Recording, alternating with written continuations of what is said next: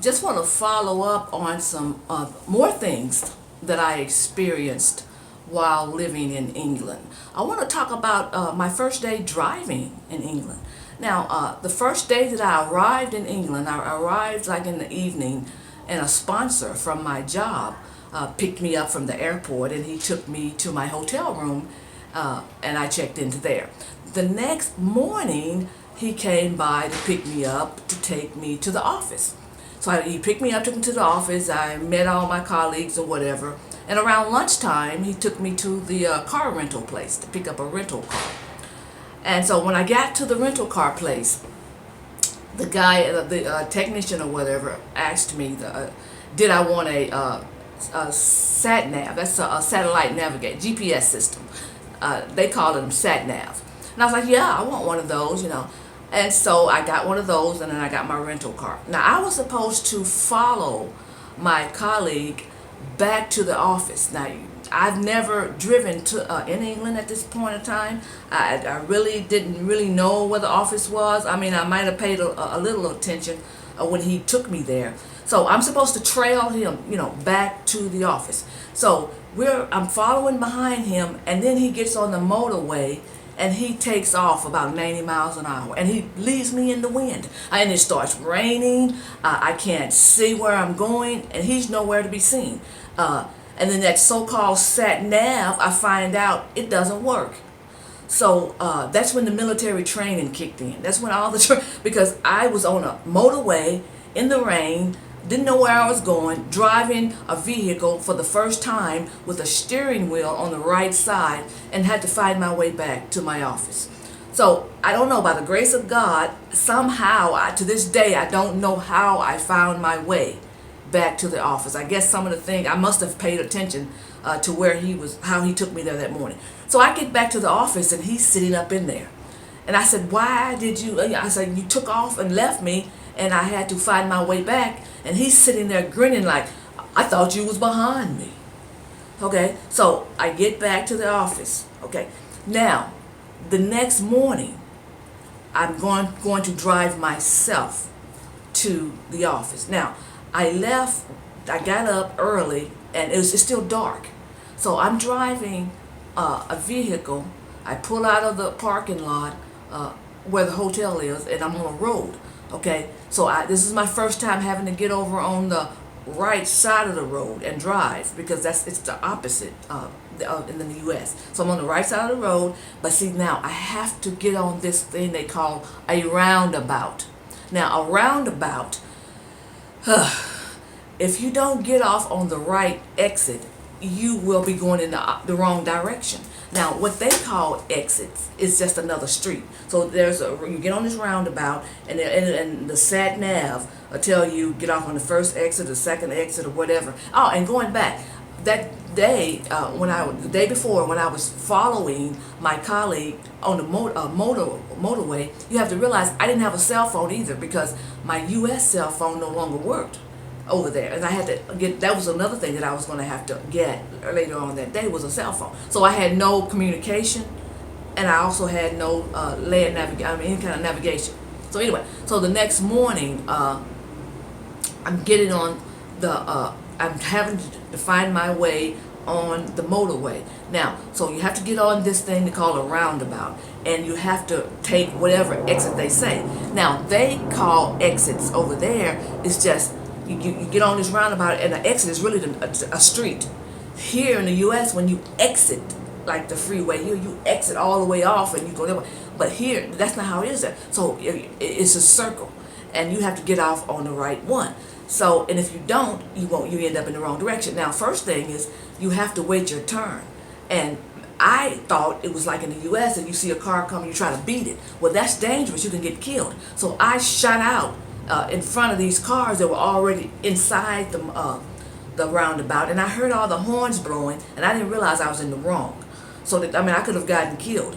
So anyway, so I heard all the horns blowing, so I got on this roundabout thing, and my colleagues had told me, now make sure you get off on, I guess maybe the second round exit or whatever. Well, I got off on the wrong one because it was dark, and so I ended up going to this other town. So you couldn't, once you get off on the wrong so-called exit, It's not like in the U.S. where you go, okay, if I get off on the wrong exit, I can just get right back off and back on. Now, no, you have to keep going because there was no way to get off.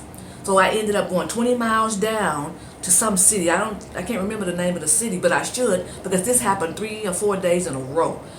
Because when I would leave in the morning, it would be still dark. This was like in October, so it was still dark in the morning when I would leave. So I get off on the wrong roundabout, wrong exit, and I have to go 20 miles. So I was late for work for like the first week. Everybody went through that.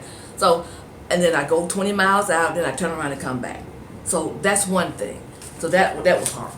But let me tell you about the driving exam. So you have to take a driver's license exam to drive over there. So that after 30 days of being in country, you have to take this exam. So my colleagues had given me this CD, to study, because you really have to study. Because it's not like in the U.S. where you have to use common sense to pass the test. Because, I've gotten driver's license in several different states, and I've never studied for the test. Because it's just common sense. You just go in and take the written test, and I've always passed. But that's not the case, not in England anyway. So they say, now, Pat, this is a tough test, because most of the people in the office had already failed it 2 or 3 times before they finally passed it. But these are the kind of questions they ask you on the test. Now, they give you all these crazy scenarios, and you're supposed to come up with the right answer. Now, they have the answers in the book, in the back of the book or whatever, or at the last part of the DVD. But just listen to the scenarios, and you tell me, does this make sense? So one of them was like, now, if you're driving through a tunnel and your car catches on fire, do you drive all the way through to through the tunnel and then pull over on the side and get out of your car, or do you get out right then? But what they failed to tell you, they don't specify what they mean by fire, because they don't say is it just smoking, or is there flames, and they also don't tell you the length of the tunnel. So you don't know how long. So my thing is, I just took it upon myself. I say, okay, if they're talking about if it's just smoking, if my car's engine is just smoking, and I don't have too far to go to get out of the tunnel, okay, I can see driving all the way through and then pull it over to the side, so I don't block up the rest of the traffic. But if my car is on fire, I'm jumping out. That's common sense. I'm jumping out. Well, so that's the answer I put. I just took it as fire, and I put, oh no, that's the wrong answer. The right answer is, if your car is on fire, you just keep driving with your car on fire all the way through the tunnel and get out. Because they're worried about the other cars. I don't care anything about the other cars. I don't care about anybody. If my car is on fire, I'm getting out. Wouldn't you get out? That's just common sense. So those are kind of questions. Then they ask you some question about, is a blind, deaf person is trying to cross the street. Now you tell me, what blind and deaf person should be even out walking? I can understand you're blind and you have a dog, or you're deaf but you can see. But that's not going to happen. What blind, deaf person? But this is one of the questions they ask. So it's a lot of scenarios. So the test is very difficult to pass. I think I passed it on the 4th try as well. Okay, so that's the one thing. Let me tell you about adopting an animal, a pet, in the UK. Now, if you had a pet, you could take your pet over there. I don't have a pet.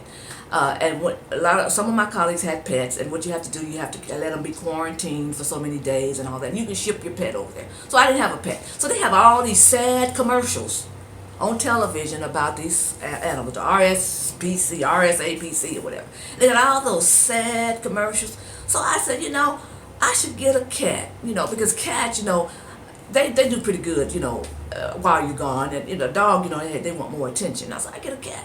So I was at work, and I went to their website, and they had all these cute little kittens and cats. So I called the shelter, and I talked to some guy, and I told him, I said, I want to come by. Now listen to this. I said, I want to come by and pick up a kitten. He says, well, come right on. I said, well, what do I need to bring? I said, I don't have any, I don't have a little thing to carry them. He said, don't worry about that, because people have donated, the cages, and they've donated beds, and they've donated, those little trees that the cats climb on. He says, just show up. Okay, now this is what this man tells me. So I take about 2 hours vacation time off my job to go to this shelter to pick up a kitten, a cat or a kitten or whatever. So I get there, and I'm going around and I'm looking at all the cats and the kittens, and then I finally find one that I want. So I tell the guy, I said, I want this little kitten right here. I said, and he says, okay. And I said, well, that's the one I want. He says, well, you can't take it home with you today. And I said, well, how come I can't take it home? He says, well, that kitten doesn't know you. It has to get to know you. You're going to have to come and spend time with it every day for about a week. It's before you take it home, so because it's afraid of you and it doesn't know you. And I looked at him. I said, man, are you crazy? I said, I can't come out here and spend time with this cat every day. I have a job. Are you nuts? And he said, a job? You have a job? He says, well, if you have a job, who's gonna be at home with the cat? I said, nobody's gonna be at home with the cat. I said, what are you talking about? I said, if I don't work, the cat can't work. Somebody has to work to feed me and the cat.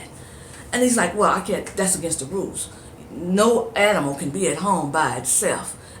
Somebody has to be there with you. I said, are you nuts? And so there was some more people there. They were there looking, and they looked at me like I was the one crazy. So I have taken time off my job.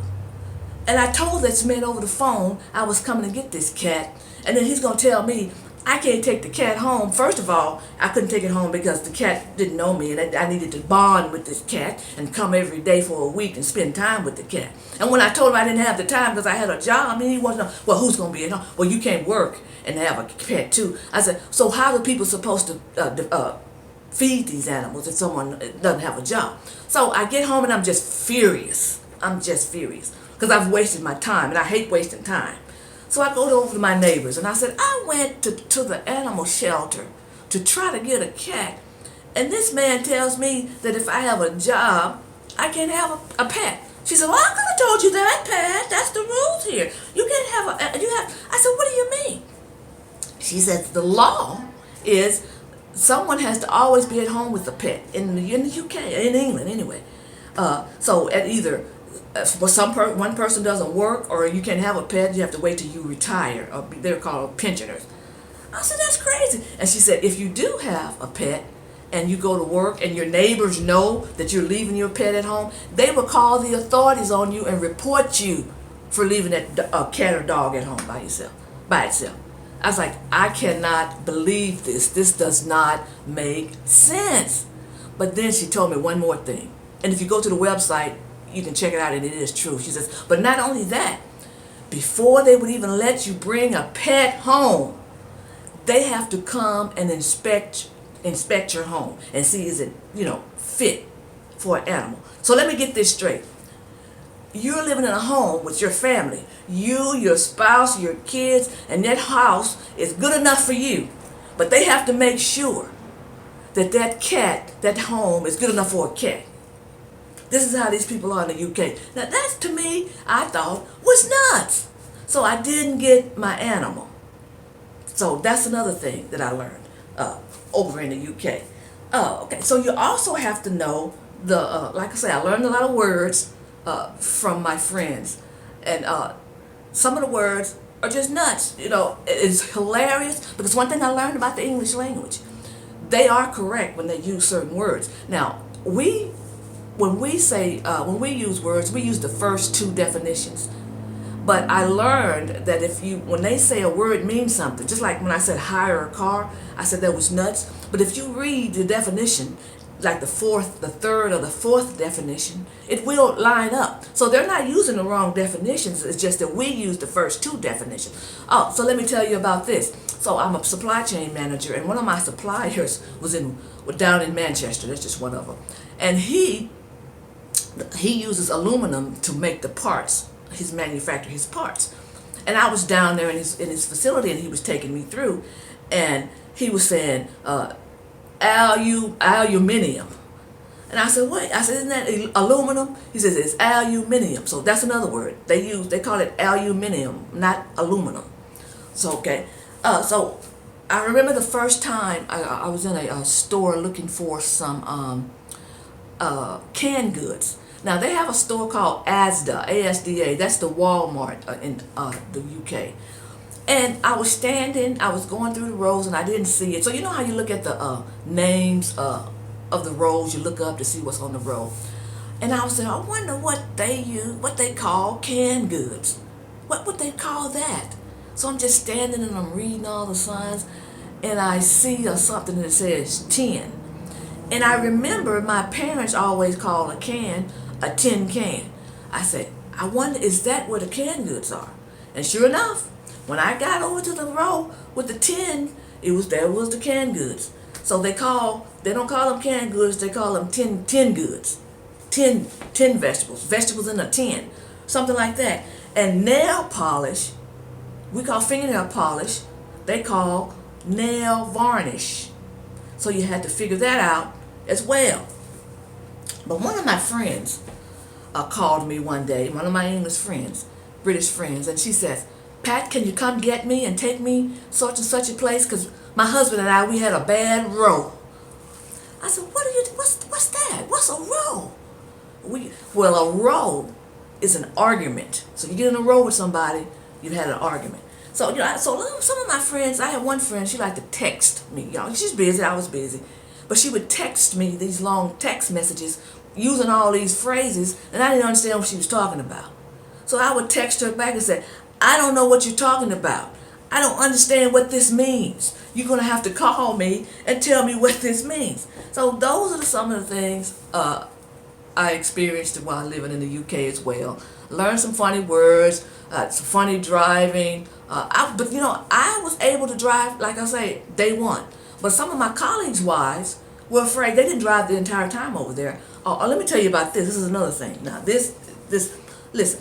So I'm on the motorway every morning, and it's pretty dark or whatever when I would leave, and I would get in the middle lane, and it wouldn't hardly be anybody on the motorway. So it'd be like the other two lanes would just be completely, nothing in them.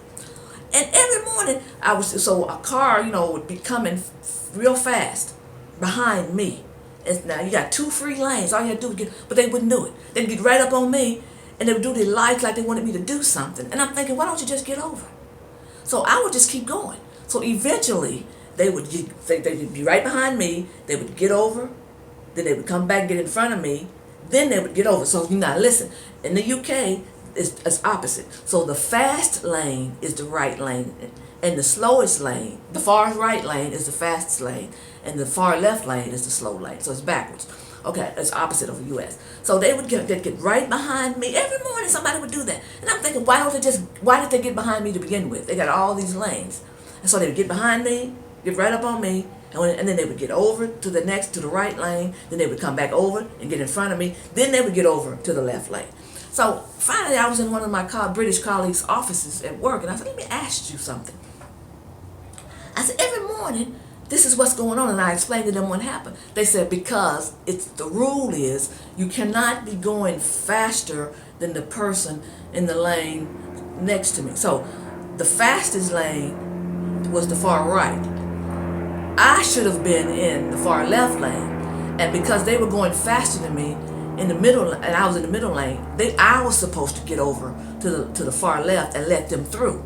But because I wouldn't, and they couldn't legally pass me because you're not supposed to be going faster than the person in the lane next to you, something like that. So that's why they kept doing the playing checkers every morning. So that was one of the rules with the driving. I think I was going to say something else, but I might have forgotten what I was going to say.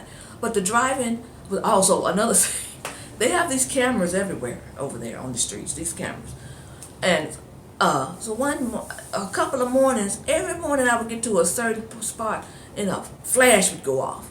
And I didn't know it was a camera. I'd just be light would go. So I got to work and I told my colleagues, I said, every morning I get to a certain spot and there's this big flash. They said, they're taking your picture, Pat. I said, why didn't she said, you're probably speeding. Now the speed limit was really slow and I might have been going 1 kilometer or whatever over. But that's all it took to get the light flash. And so I got a ticket in the mail. It comes right in the mail. And it was like 100 pounds. And so I started paying really close attention. Then I wouldn't go 1 kilometer or whatever, speed limit or whatever, over. Because there you go. So that's another thing. Driving in the UK, the roundabouts are very dangerous and they're very confusing. The animal shelter is a joke. They want you to have a job. You can't have a job and have an animal. The animal has to be with you 24/7. Has to be babysat like a child. So those are the other some more things I learned. It was so much.